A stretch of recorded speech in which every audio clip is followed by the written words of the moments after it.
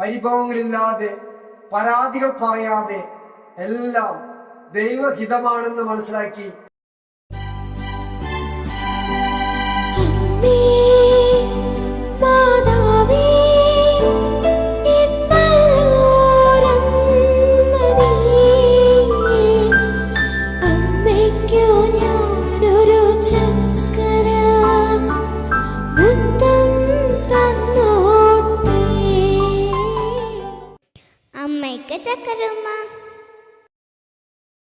അമ്മയ്ക്ക് ചക്കര ഉമ്മ.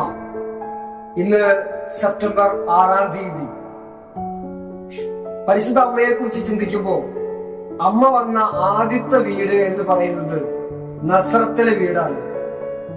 പരിശുദ്ധ അമ്മയ ഔസേപ്പിതാവ് ഉണ്ണീശോ ഒരുമിച്ച് ജീവിച്ച നസ്രത്തിലെ വീടിനെ കുറിച്ച് മനസ്സിലേക്ക് കടന്നു വരുന്ന ഒരു ചിന്ത വിശുദ്ധ ലൂക്കായുടെ സുവിശേഷം 10-ാം അധ്യായം 8-ാം വാക്യമാണ്. വിളമ്പുന്നത് ഭക്ഷിക്കുവിൻ.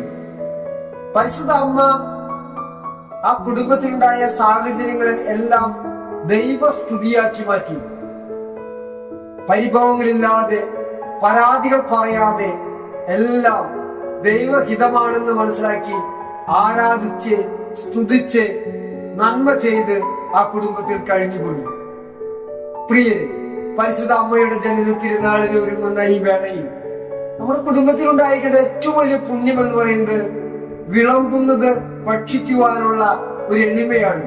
നമ്മുടെ കുടുംബ സാഹചര്യം ഒരുപക്ഷെ സാമ്പത്തികമായി മറ്റുള്ളവരെക്കാൾ കുറഞ്ഞവരായിരിക്കാം, സ്വാധീനം ഉണ്ടായിരിക്കണമെന്നില്ല, പല വിധത്തിലും കുറവുകളുള്ളവരും കൂടിയവരൊക്കെ ഉണ്ടല്ലോ ഈ കാലഘട്ടത്തിലെ സമൂഹത്തില്. പക്ഷെ അവരവരുടെ കുടുംബത്തിൽ ഉള്ള സാഹചര്യത്തിൽ സംതൃപ്തിയോടെ സന്തോഷത്തോടുകൂടെ ജീവിക്കാൻ അമ്മ നമ്മെ പരിശീലിപ്പിക്കുകയാണ്. പരിശുദ്ധ അമ്മയുടെ ജനന തിരുനാളിന് ഒരുങ്ങുമ്പോൾ ഓരോ കുടുംബ അംഗങ്ങളും അവരവരുടെ കുടുംബത്തിന്റെ സാമ്പത്തിക ബഡ്ജറ്റ് അനുസരിച്ച് ഉള്ളതിൽ സംതൃപ്തിയോടെ വിളമ്പുന്നത് ഭക്ഷിച്ച് സന്തോഷത്തോടുകൂടെ ആയിരിക്കാൻ നമുക്ക് പരിശ്രമിക്കാം. ദൈവം എല്ലാവരെയും അനുഗ്രഹിക്കട്ടെ. നന്മ നിറഞ്ഞ മറിയമേ സ്വസ്തി, കർത്താവ് അങ്ങയോടുകൂടെ സ്ത്രീകളിൽ അങ്ങ് അനുഗ്രഹിക്കപ്പെട്ടവളാകുന്നു. അങ്ങയുടെ ഉദരത്തിൻ ഫലമായി ഈശോ അനുഗ്രഹിക്കപ്പെട്ടവനാകുന്നു. പരിശുദ്ധ മറിയമേ തമ്പുരാന്റെ അമ്മേ, പാപികളായ ഞങ്ങൾക്ക് വേണ്ടി ഇപ്പോഴും ഞങ്ങളുടെ മരണസമയത്തും തമ്പുരാന്റെ അപേക്ഷിച്ചുകൊള്ളണമേ. ആമേൻ.